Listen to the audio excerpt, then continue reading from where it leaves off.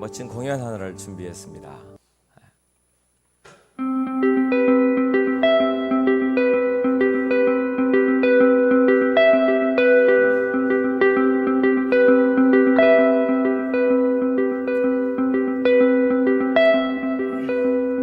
이 산 저 산 꽃이 피니 분명코 봄이로구나. 봄은 찾아왔건 나는 세상사 쓸쓸하더라. 나도 어제 청춘이 일러니 오늘 백발 한심하구나. 내 청춘도 날 버리고 속절없이 가버렸으니 왔다 갈 줄 아는 봄을 안녕 헌들 쓸 때 있나. 봄아 왔다가 가려거든 가거라. 네가 가도 여름이 되면 녹음 방초 승화시라. 옛부터 일러 있고 여름이 가고 가을이 돌아오면 한로상풍 연안에 놓치져 얼개를 굽히지 않는 항구 단풍도 어떠하고.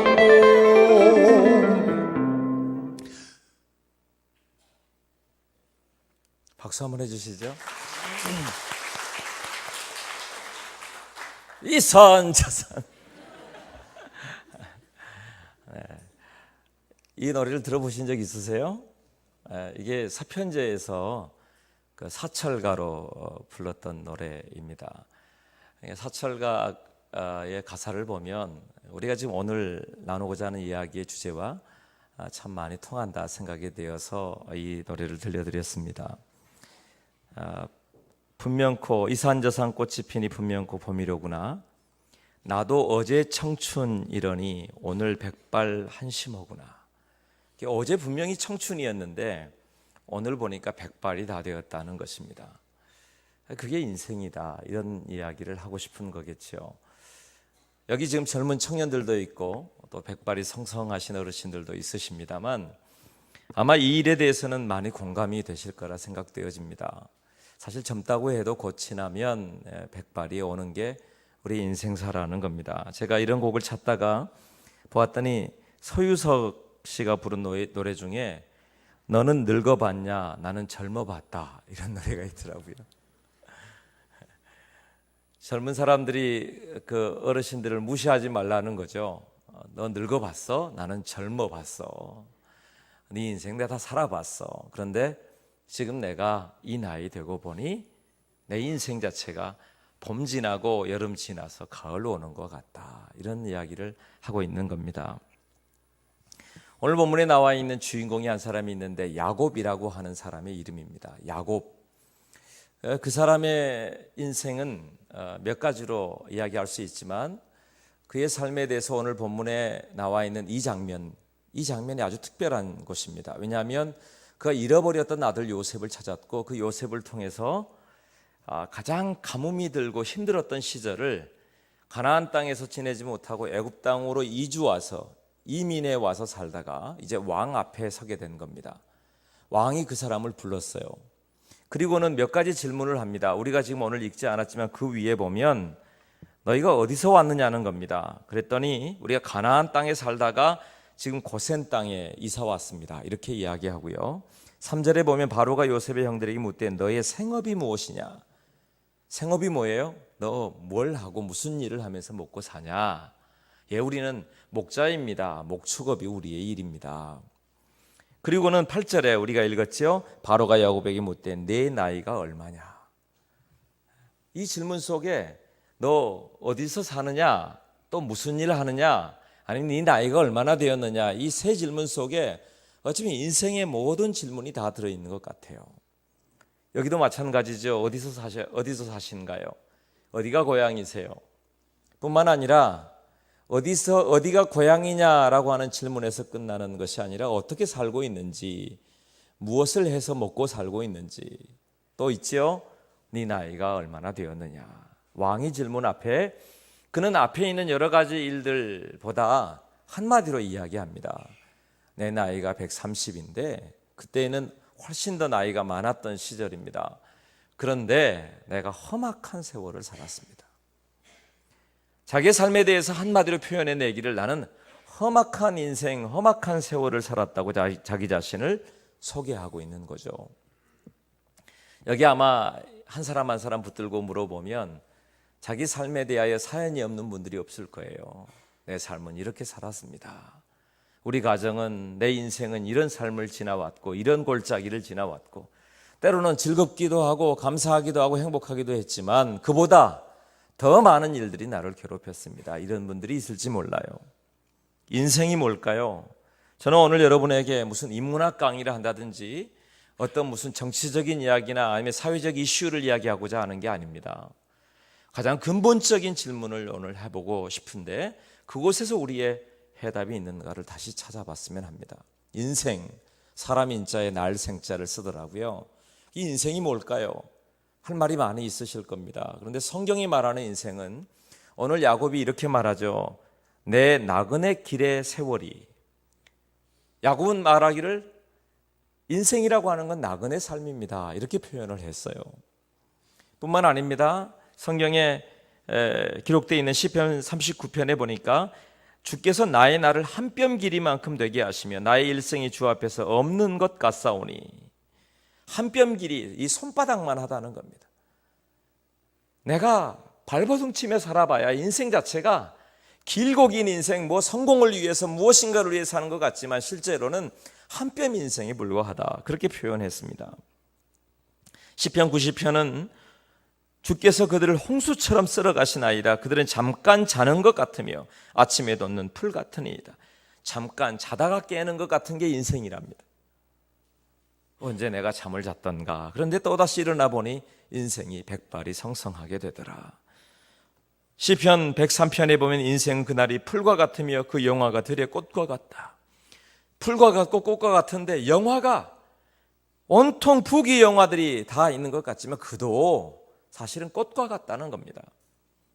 내가 가을 노래 아니면 이런 노래를 찾다 보니까 또 이런 노래도 있더라고요. 노새 노새 젊어서 늙어지면 못 노나니. 그 다음에요. 꽃은 화무 11홍이다. 이렇게 되어 있어요. 꽃이 피어봐야 실제로 얼마 가지 못한다는 이야기를 하는 겁니다. 그게 인생이다. 여러분 놀고 놀면 그 다음은 즐겁고 좋을까요? 그걸로도 다 채워지지 않는 게 인생인 걸 압니다. 뿐만 아닙니다. 시편 90편 3절에 보니까 우리의 인생은 돌아가는 것이라고 했어요. 티끌과 같아서 돌아가는 것이다. 흙에서 왔으니 흙으로 돌아가는 것이 인생이다. 그런 의미입니다.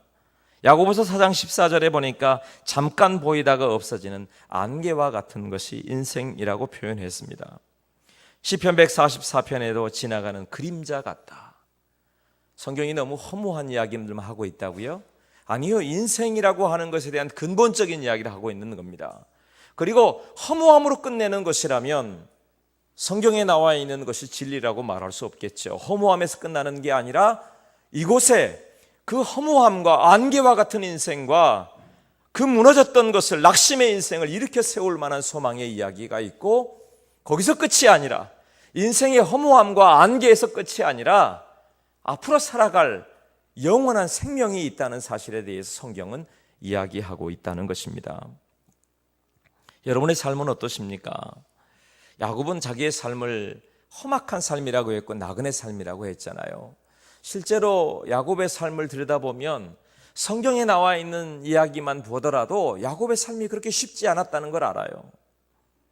왜냐하면 야곱이 태어날 때부터 쌍둥이로 태어났는데 앞에 태어난 형의 발 뒤꿈치를 잡고 태어났어요. 그래서 야곱이에요. 야곱의 이름이 뭐냐? 발 뒤꿈치를 잡은 자, 사기꾼, 그런 의미가 이 이름 속에 들어있어요. 그의 삶이 온통 여러 가지 생각들이 많고 또 잔머리를 굴리고 또 사기꾼처럼 살고 뿐만 아니라 경쟁적으로 살아요. 지고 싶지 않은 거예요. 자존심 상하고 싶지 않은 거예요. 그게 야곱의 인생이었어요. 그러면서도 욕심이 있었던 사람. 그가 유산을 물려받으려고 할 때는 이 유대인들의 풍습에는 아버지가 그의 머리 위에 축복하면 그게 그 유산을 넘기는 방법이었거든요. 근데 그의 아버지 이삭이 눈이 안 보이고 침침해지고 돌아가실 때가 다 되어서 잘 알아보지 못해요. 그래서 형의 손에 그 털이 많았거든요. 그래서 그 털을 양털을 붙여가지고 형처럼 속여서 아버지의 축복권을 받는단 말이에요. 얼마나 그의 삶이 치열하게 살았는지. 그런데 그것으로 재산을 다 물려받을 수 있었는가? 아니요. 그의 형은 아주 사냥꾼입니다. 가만두지 않겠다고. 네가 내 축복을, 내 재산을 가로챌 것이냐고. 그래서 도리어 부모의 집에서 쫓겨나서 도망가서 삼촌 라반의 집으로 쫓겨갔어요. 그 집에서, 삼촌의 집에서 잘 살았으면 좋았을 뻔했는데 20여 년을 살았지만 그곳에서 더 험악한 삼촌을 만난 거예요. 자기보다. 14년을 거의 종처럼 살았습니다. 그 삼촌의 딸들을 아내로 삼는 것 때문에 그의 모든 것을 아무 조건 없이 다 일해야만 했고 남은 삶을 살았음에도 불구하고 그 삶 가운데도 얼마나 힘들게 광야에서 거의 양을 치는 일이 그의 삶의 전부였어요. 그리고 집으로 돌아오는 길에는 그의 형 에서와 화해하기 위해서 자기의 전 재산을 모두 그 형에게 보내버리는, 그리고 혼자 남아서 그 강가에서 슬피 울었던 사람이 야곱이에요. 고향으로 돌아가는 길에 그의 딸이 이방 민족에게 겁탈을 당했습니다. 그것이 화가 나서 자기의 그 형제들이, 그 아들들이 그 족속에게 몰래 속여서 그 족속들을 모두 죽이고 말았어요. 전쟁에 휩싸이게 되는 인생. 그것뿐인가요? 자기가 정말 사랑했던 아들 요셉을 그의 형들이 몰래 애굽에 팔아버리고 이 아들이 죽었다고 보고를 했어요. 12명의 아들이 있었는데 그 중에 이 아들 하나, 자기가 정말 사랑했던 아내에게 낳았던 아들을 죽었다는 소식을 들었다고 생각해 보세요. 얼마나 마음이 무너졌을까요? 어떤 분은 오늘 이 야곱의 인생에 대해서 그러더라고요. 가장 험악할 수 있었던 이유가 있다면 그에게 아내가 4명이나 있었기 때문이다 그러더라고요. 한 사람도 힘든데. 그래요? 그의 인생 자체를 뒤돌아보면 사실은 수월할 수 없었던 인생이라는 겁니다. 여러분, 여기 지금 앉아 계신 분들도 아마 지 뒤에 뒤를 돌아보면서 어찌 사셨습니까? 어디서 오셨습니까? 무슨 일을 하고 지내오셨습니까? 라고 물으면 하실 말씀들이 참 많으실 거라 생각이 됩니다. 오늘 여기 야곱이 그렇게 말합니다. 내 인생 험악한 인생입니다. 그리고 내 인생은 나그네 인생입니다. 오늘 우리가 보았던 그 위에 4절의 말씀에 보면 우리가 이곳에 우거하러 왔다. 우거하러 왔다는 말은 히브리 말로 구르라고 하는 말인데요, 잠시 동안 머물러 왔다, 이런 의미예요. 내가 이곳에서 계속 살 일이 아니라 우리는 여기 잠시 살기 위해서 이곳에 온 겁니다. 그것이 나그네 인생입니다.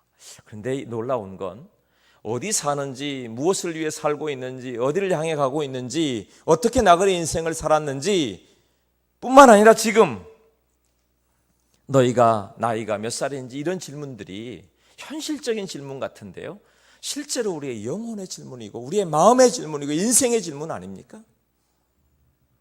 어디서 사셨어요? 또 여러분의 인생을 되돌아보면 어떤 인생이라고 말할 수 있겠어요? 그리고 여러분의 나이가 얼마나 되셨습니까? 여러분의 인생에 가을이 오고 있다는 걸 알고 계십니까? 제가 이번 주제를 내 인생의 가을이 오면이라고 적었습니다. 내 인생의 가을이 오면 나는 나에게 물어볼 이야기들이 있습니다. 내 인생의 가을이 오면 나는 나에게 사람들을 사랑했느냐고 물을 겁니다.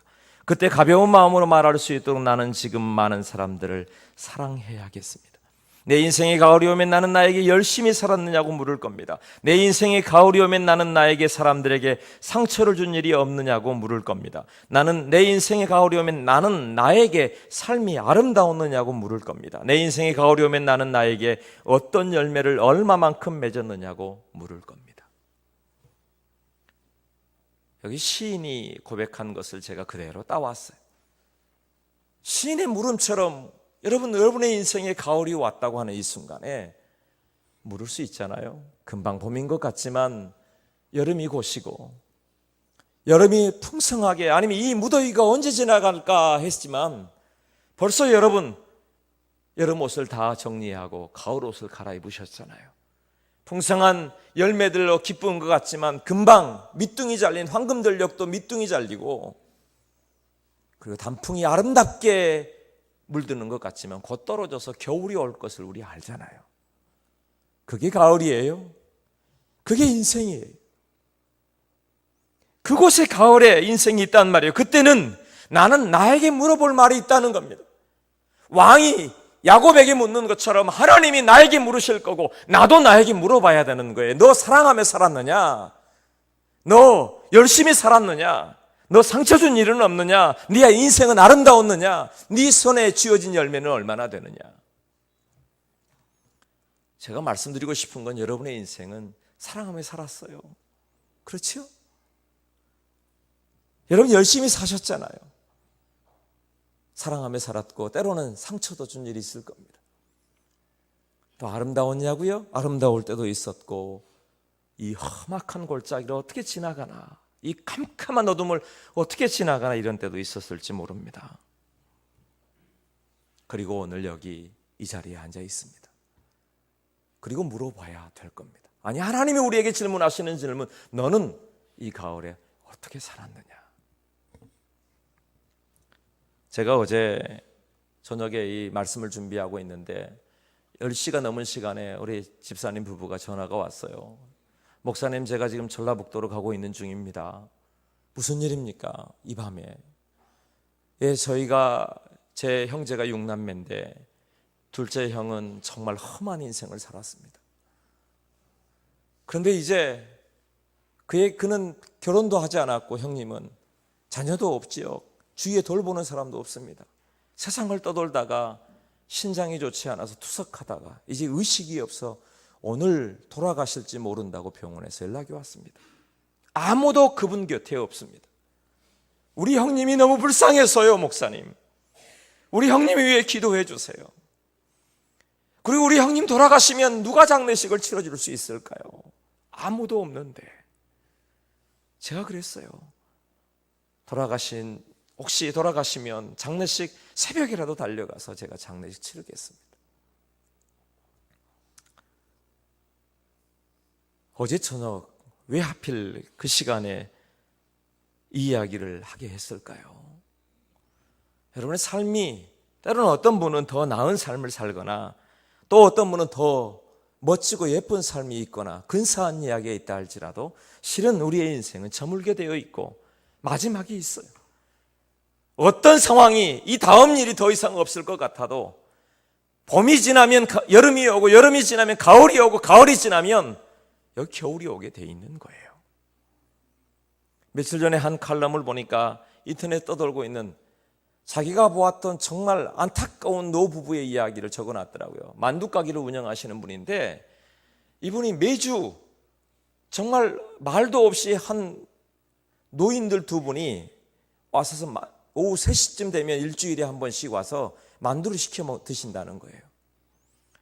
처음에는 한참 지켜보다가 말도 별로 없고 잘 지내셨는지 몇 마디 하시다가 그러다 허겁지겁 만두 드시고 그리고 안타까운 표정으로 서로 헤어져 가시더라는 겁니다. 일주일에 한 번씩이에요.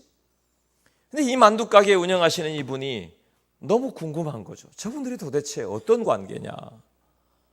부부인 것 같기도 하고, 그럼 부부면 같이 왔다 같이 가야 될 건데 왜 또 헤어져 가는 것이냐? 그렇잖아요? 그 시간에 몇 개월 동안이나 매주 그렇게 되더라는 겁니다. 그런데 어느 날인가 이분들이 오질 않아요.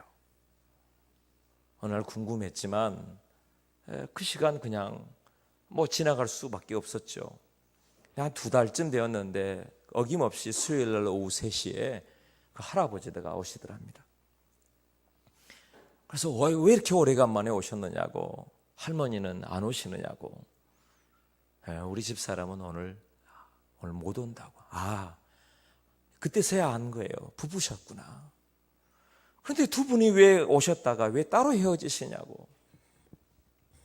그랬더니 이분이 그래요. 오늘은 못 오는데 못 오는 이유가 내 아내가 이미 하늘나라로 갔노라고 그러더래요.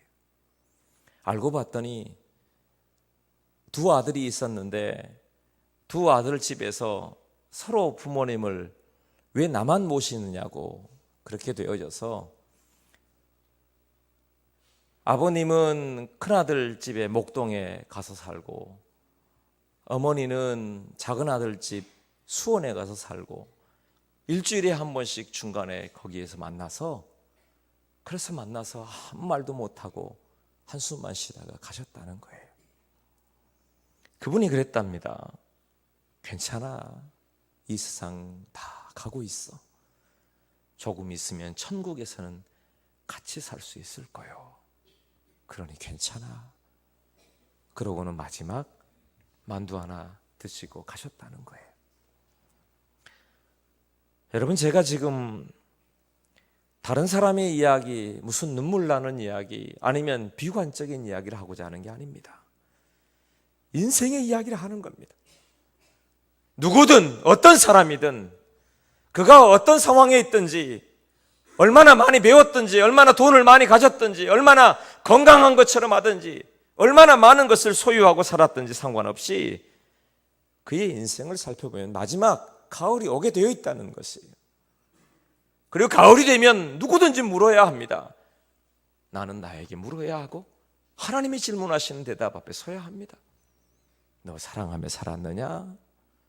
너 상처 준 일은 없느냐? 너 열심히 살았느냐? 네 열매는 무엇이냐? 네 인생은 아름다웠느냐? 네 손에 쥐어진 열매는 무엇이냐? 오늘 여기 야곱은 말할 수 있습니다. 나는 험악한 인생을 살았습니다. 그런데 놀라운 반전이 하나 있어요. 그것은 여기 애굽의 왕은 그 시대의 유럽 전체를 다스리는, 아니 세상의 중심이라고 했던 사람이 이 애굽의 왕입니다. 모두가 가뭄이었지만 이 애굽의 왕은 풍요를 누렸던 왕입니다.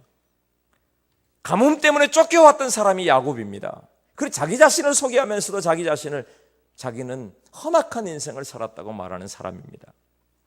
그런데 오늘 우리가 읽었던 것처럼 그가 나오면서, 다시 말해 야곱이 나오면서 여기 왕을 축복하며 나왔다라고 성경은 기록하고 있어요. 희한한 것 아닙니까? 지금 자신이 험악한 인생을 살았어요. 그리고 자기 자신이 가뭄에 지금 겨우 쫓겨와서 이 자리에 있는 것 같아요. 자기 삶에 대해 자랑할 게 없는 것처럼 보여요. 그런데 말합니다. 내가 당신을 축복할 권한이 있다고 말입니다. 놀라운 일 아니겠어요? 인생을 누가 아는 줄 아세요? 인생은 오래 사신 분이 아는 게 아닙니다. 인생의 해답을 알고 있는 사람은 그리스도인들이 알고 있습니다. 왠 줄 아십니까? 왜냐하면 예수님을 믿는 사람은 인생이 어디서 시작되어서 어디서 와서 어디로 가고 어디를 향해 가고 있는지, 어떻게 그 길이 어디인지를 알고 있기 때문에 그래요. 예수님 말씀하셨습니다. 나는 길이요 진리요 생명이다. 예수님만이 길이요 진리요 생명이에요. 그리고 그 사람만이 이 땅에 축복을 선언하고, 아까 우리 장로님 기도했던 것처럼 이 땅에 고민하면서 빛이 무엇인지, 소금이 무엇인지, 세상의 생명이 무엇인지를 고민할 수 있는 사람이 그리스도인이에요. 여기 교회를 다니지만 아직 그 길을 모른다고 한다면 정말 그리스도인이 다시 고민해야 될 일입니다. 여기 교회를 처음 나오신 분들도 지금 다시 생각해야 될 일은, 내 인생에 처음이 있다면 끝이 있다는 사실 모두가 다 아는 것이죠. 그리고 그 이후에 영원한 생명이든지 심판이든지 그것이 있다는 것을 우리가 알아야 한다는 겁니다. 우리는 이렇게 말합니다. 예수님을 믿으면 구원을 얻는다고 말입니다. 구원이 뭔 줄 알아요? 예수님을 믿고 구원을 얻는다. 그것은 우리의 인생에 흉악한 인생이 된 이유가 창세기 3장에 기록되어 있습니다. 그것은 아담과 하와가 하나님을 떠나서 죄 아래 거하고 저주 아래 거하게 됐기 때문이에요. 창세기 3장 19절은 이렇게 말합니다. 너는 흙이니 흙으로 돌아갈 것이니라. 우리 흙에서 와서 흙으로 돌아가는 것 아닙니까? 우리의 육신은 그래요. 그런데 그것으로 끝나나요? 영혼이 있어요. 영혼의 삶이 있어요. 죽음이 끝이 아니라 그 죽음 다음에 인생이 있다는 것을 말합니다. 그것을 천국이라고 말하고 그 길을 열어주시는 것을 구원이라고 말해요. 구원이라는 말은 옛날에 있었던 한 풍습에서 이야기되어진 겁니다. 구속 구원이라는 말이요. 옛날에는 노예를 사고 팔았어요. 노예를 사고 파는 자리에서 쇠사슬에 묶여있고 노예가 묶여있어 이거 얼마입니다. 이거 건강한 노예입니다. 노예 상인이 그렇게 말하면 사람들이 서로 손을 들어서 얼마에 사겠소 얼마에 사겠소 외쳐요. 근데 어떤 사람이 값을 온전히 다 지불하고 이 노예된 사람을 샀어요.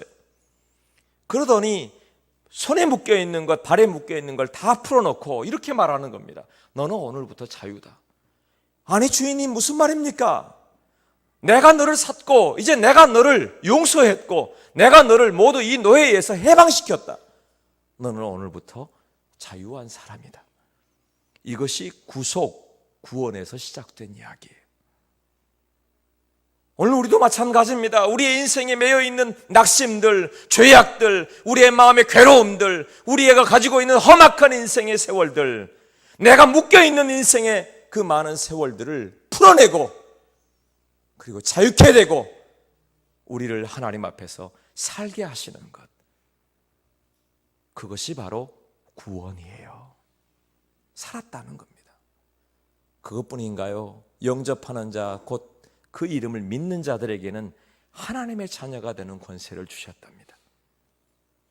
그냥 우리가 자유함을 얻게 되었다는 게 아니라 하나님의 자녀가 되는 권세를 주셨고, 그래서 그 자녀가 되는 권세를 가지고 축복하는 거예요. 야곱이 하나님을 만납니다.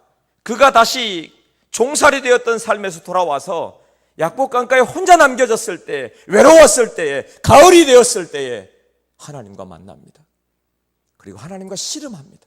온 힘을 다해 씨름하고 그리고 그의 축복하기를 원하십니다. 하나님과 씨름하여서 하나님이 그에게 져주시죠. 그리고 그렇게 말씀하십니다. 너는 오늘부터 야곱이 아니라 이스라엘이라고 해라. 하나님과 씨름하여 이긴 사람이라고 해라. 너는 축복받은 사람이라고 해라. 너는 하나님의 사람이라고 해라. 더 이상 발 뒤꿈치를 잡고 얍삽한 사람이고 그리고 사기꾼처럼 살아왔던 인생이 아니라 축복의 사람이라고 네 이름을 바꿔주신 하나님, 그게 구원이에요. 예수님을 믿는 사람 누구? 그리스도인 최준석. 이 이야기는 지금까지 내 이름으로 살아왔던 인생이 아니라 예수님이 나를 구원하신 그 인생으로 살게 하셨다는 겁니다. 왜요? 예수님께서 십자가, 왜 교회는 이곳에 중심의 십자가를 두고 저 높은 곳에 십자가를 매달았을까요? 십자가는 여러분 사형형틀이에요. 사형형틀. 사형형틀인 십자가를 왜 자랑하는 것일까요? 왜냐하면 십자가에서 내 죄악의 대가를, 생명의 대가를 지불하셨어요. 노예를 위하여 대가를 지불한 것처럼 내 영혼의 대가를 지불하셨어요. 그리고 그분이 나를 사셔서 자유롭게 하시고 그의 자녀를 삼으셨다. 그것이 구원입니다. 뿐만 아닙니다. 그분이 나와 함께 하신답니다. 내가 너를 고아처럼 버려두지 않겠다. 내가 너와 함께 하겠다. 무엇보다도 내가 네 인생을 안다고 하십니다. 너 험악한 인생을 살았지. 내가 너를 안다. 네 주름 뒤에는 그냥 주름이 안 섰지. 내가 네가 어떻게 살아왔는지를 내가 안다. 네가 얼마나 힘든지, 얼마나 네가 울었는지, 얼마나 네 마음이 아팠는지, 얼마나 네가 이 험악한 인생을 다른 사람에게 지지 않기 위해서 얼마나 애쓰며 살아왔는지 하나님이 알고 계시다고 하는 겁니다. 지금도 네가 아프다는 것, 지금도 네가 울고 있다는 것, 지금도 네가 발버둥치며 살고 있다는 것 알고 있다는 겁니다. 제가 일주일 전에 우리 성도들이 그런 이야기 했어요. 제가 경남 진주에 신방을 다녀왔는데 중환자실에 다녀왔습니다. 큰일 났다는 겁니다. 갑자기 폐혈증이 와서 돌아가실지 모른다는 거예요. 그런데 제가 갔을 때는 다행히 그 고비를 넘겨서 살게 되었다는 겁니다. 중환자실 여러분 면회 시간이 30분밖에 안 되니까 이분 저분이 들어가시잖아요. 밖에서 기도하고 있는데 전혀 모르는 분이 나오시면서 그래요. 얼굴이 환해졌어요. 그리고 제 뒤에 있는 분에게 말하는 겁니다. 나를 보고 고개를 끄덕였어. 살았어. 이제는 살았어. 의식이 없던 분이 의식이 깨어나서 고개를 끄덕이고 살았다는 겁니다. 우리에게 진짜 중요한 게 뭔 줄 아십니까? 지금 이 시간에 여러분 교회에서 여러 가지 이야기들 할 겁니다. 어떻게 살 건지, 현실은 어떤 건지, 어떤 축복을 받고, 어떤 은혜를 누리고, 어떤 은사가 임하고, 우리의 삶에 어떤 복을 받고. 그런데 오늘은 적어도 더 깊이 들어가야 합니다. 근본적인 곳으로 들어가야 합니다. 살았느냐는 거예요. 내 영혼이 살았느냐? 네 심장이 뛰고 있느냐? 네 인생의 마지막은 준비되었느냐? 네 삶이 마지막 하나님 앞에 섰을 때에 하나님이 물으시면 너 어떻게 살다 왔느냐고 물으시면 대답할 말이 준비되었느냐는 거예요. 네 죄의 문제는 해결되었느냐는 거예요. 생명의 문제는 해결되었느냐고 묻는 거예요. 너는 예수 그리스도를 구주로 영접했느냐고 묻는 것입니다. 왜요? 예수님만이 길이기 때문입니다. 내 인생의 대가를 지불하신 그분을 만나야 우리의 삶의 일들을 해답을, 인생의 물음표에 대한 해답을 찾을 수 있기 때문에 그래요. 예수님을 영접하십시오. 아니, 예수님 앞에서 인생을 고민하십시오. 그리고 여기 말씀드린 것처럼 우리의 인생이 그렇게 멀리 남아있는 것처럼 오해하지 마십시오. 인생을 살아본 사람들이 이렇게 말합니다. 봄인가 했더니, 어제 봄인가 했더니 오늘 백발이더라. 들에 핀 꽃과 같더라. 인생이 나그네 같더라. 그림자와 같더라. 공감함에도 불구하고 우리가 이 일에 대해서 인정하지 못하지 않습니까? 주 예수를 믿으라. 그리하면 너와 내 집이 구원을 얻으리라. 여러분, 축복하며 사실 수 있는 인생이 되기를 축복합니다. 그러기 위해서 여기 분명히 말합니다. 주 예수를 믿으라. 그리하면 너와 내 집이 구원을 얻으리라. 야곱처럼 세상에 여러분 많은 것을 소유한 것 같지만 성경은 이렇게 이야기해요. 어리석은 자여, 오늘 저녁에 내 영혼을 취하면 네가 준비한 것이 네 것이 되겠느냐. 하나님 앞에 섰을 때에 어리석다는 말을 듣지 않아야 되지 않겠어요? 그리고 이 땅에 있는 것이 모든 것인 양 함부로 여러분의 생명을, 함부로 여러분의 인생을, 함부로 여러분의 마음을 스스로 함부로 판단하지 마세요. 여러분이 얼마나 귀한 사람들인지, 이 땅에 단 한 사람, 예수님이 생명 주어 바꾼 사람, 예수님이 생명 주어 여러분을 초청한 사람, 그 사람이 나예요. 나, 여러분 자신이에요. 여러분이 얼마나 특별한 사람인지를 발견할 수 있는 것 또한 여기 하나님 앞에 있는 사람입니다. 톨스토이가 인생에 대하여 이런 글을 썼어요. 톨스토이가 쓴 인생론에 보면 한 사람이 광야를 가다가 사자가 자기를 잡아먹으려 쫓아옵니다. 정말 혼비백산에서 도망가다가 우물 하나를 발견하고 우물로 기어 내려갑니다. 근데 우물이 미끄러져서 떨어지는데 그 우물 곁에 나무 하나가 있어서 우물 속에 그 나무 하나를 잡았어요. 나름 안심했죠. 그런데 올라갈 수가 없습니다. 위에서는 입을 벌리고 사자가 으르렁거리고 있으니 말입니다. 안심한다고 밑을 봤더니 밑에는 독사들이, 뱀이 우글거리고 있는 겁니다. 얼마나 당황스럽고 두려워요. 그런데도 불구하고 지금 이 나뭇가지에 걸쳐져 있어서 잠시라도 쉴 수 있는데, 그런데 더 깜짝 놀랄 일이 있습니다. 그 나뭇가지 그 위에 보니까 검은 쥐 한 마리, 흰 쥐 한 마리가, 쥐가 그 나무를 갉아먹고 있는 거예요. 여러분 어때요? 그런데 그때 나뭇가지의 그 이파리에서 하나가 툭 떨어지는데, 뭐가 떨어지는데 보니까 꿀인 겁니다. 너무 지쳐 있었어요? 힘들어 있었어요? 그래서 꿀을 이렇게 입을 열어서 한 모금 하나를 딱 한번 먹고 나니까 너무 달콤한 겁니다. 지금 위에 사자가 있는지 밑에 독사가 있는지 쥐가 어떻게 되어 있는지도 모르고 그 꿀에 취하게 됩니다. 잠시라도 잊어버렸습니다. 그러는 순간 쥐가 그 나뭇가지를 다 갉아버리면 어떻게 돼요? 그 사람 떨어지죠. 올라가면 어떻게 돼요? 사자의 밥이 되죠. 떨어지면 독사에게 물리게 되죠. 그게 인생이라고 톨스토이는 그렇게 말했어요. 그 쥐 두 마리는요, 그 쥐 두 마리는 밤과 낮을 의미한답니다. 검은 쥐는 밤이고 흰 쥐는 낮이에요.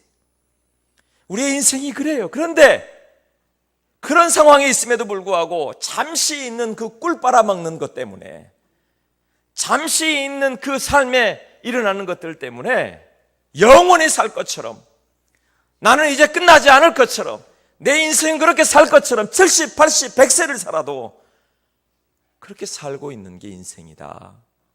톨스토이는 그렇게 우리에게 질문하고 싶었던 것 같습니다. 우리는 어떻습니까? 하나님 앞에 소망을 가지고 살고 계십니까? 누구든지 목마르거든 내게로 와서 마시라고 말씀하시는, 영생하도록 솟아나는 샘물이 내 안에 있다고 말씀하시는 예수님을 만나보셨습니까?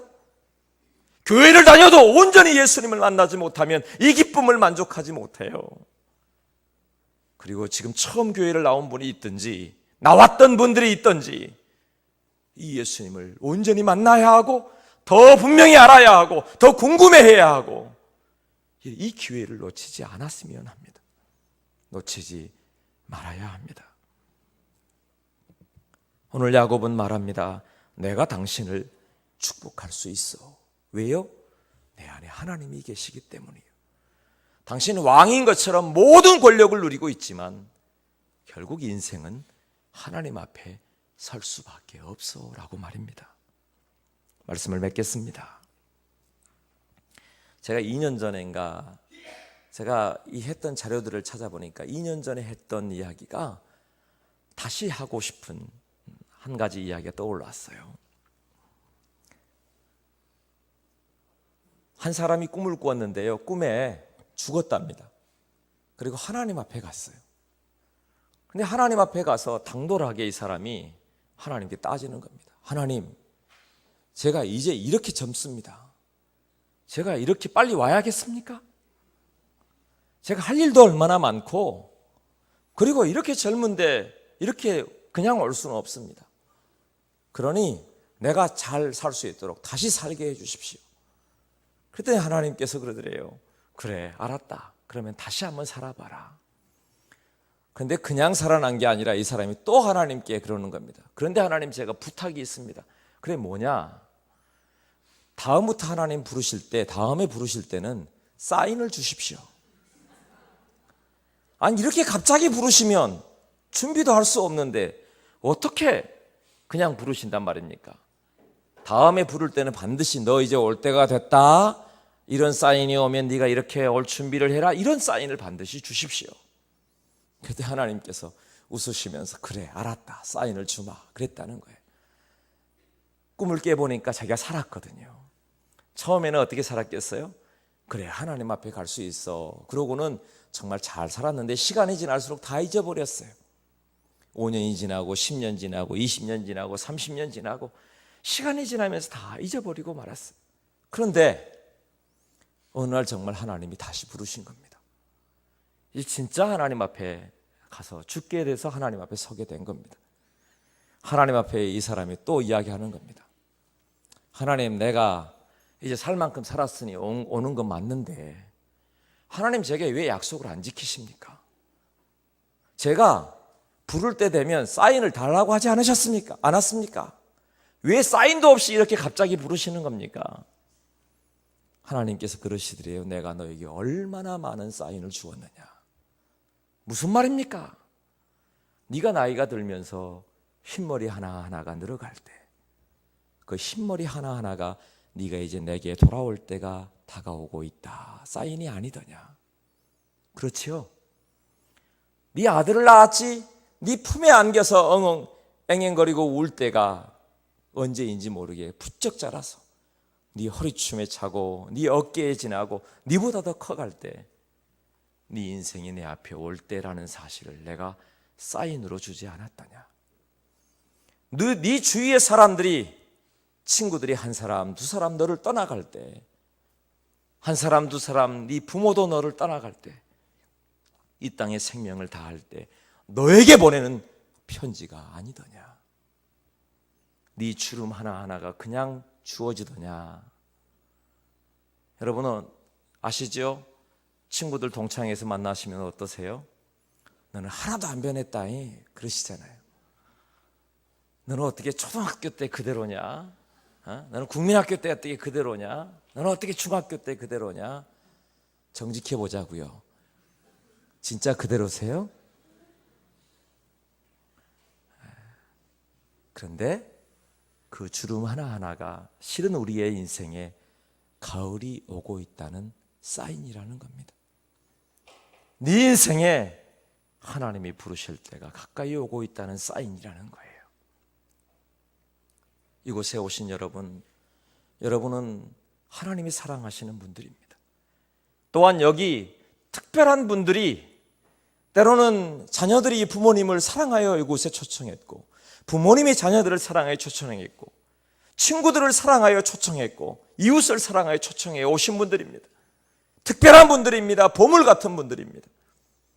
그런데 이 시간에 여러분의 마음에 결정하고 결단해야 합니다.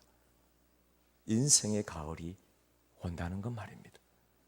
그리고 인생의 마지막 그 가을, 그곳을 지날 때에 하나님이 우리에게 물으실 겁니다. 너 내게 올 준비가 되었느냐? 네 인생에 너는 너에게, 나는 나에게 물어야 하고 하나님이 나에게 질문하시는 질문에 대답해야 합니다.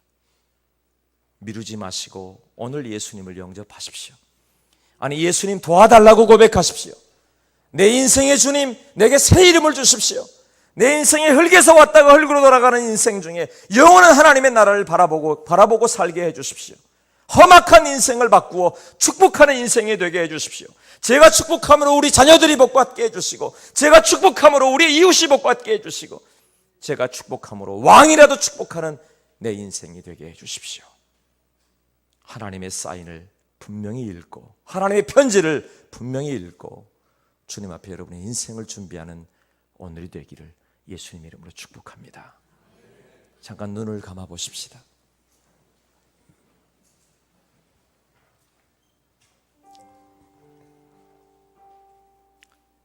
여기 소중한 여러분, 여러분의 인생에 가을이 오고 있습니다. 가을이 오면 외롭다고 그러죠. 왜 외로울까요? 우리 인생이 그렇습니다. 그런데 예수님은 우리에게 오셔서 내가 너를 위해 생명을 주었고 너를 살렸다. 너를 혼자 두지 않겠다. 내가 너와 함께 하겠다.